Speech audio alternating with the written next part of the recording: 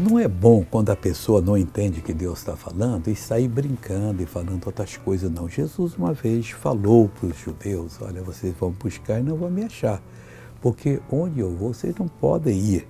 E eles ficaram dizendo o seguinte, é João 7,36, que palavra é esta que disse, buscar-me-eis e não me achareis, e aonde eu estou, vós não podeis ir. Ele estava na presença de Deus. Meu irmãozinho, nós temos que buscar Jesus na Escritura, não no livro de história, não no conto de alguém, entenda?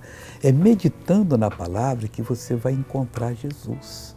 Na pregação da palavra, às vezes o pregador nem sabe por que ele pregou tal palavra, mas porque Deus usou para iluminar alguém e fazer encontrar Jesus.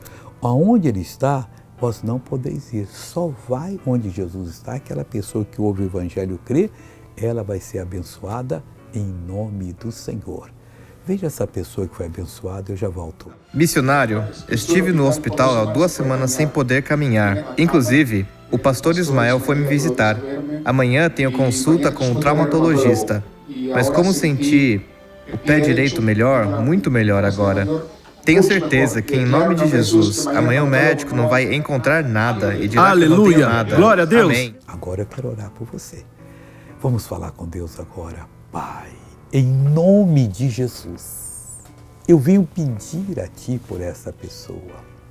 Deus, ela precisa Te encontrar, porque em Ti está o manancial da vida. Em Ti está a alegria, que é a nossa força. Em Ti está o poder que nos tira dos poderes das trevas. Ó Pai, eu vou usar essa autoridade agora. Eu repreendo todo esse mal, mando que saia, em nome de Jesus. Amém.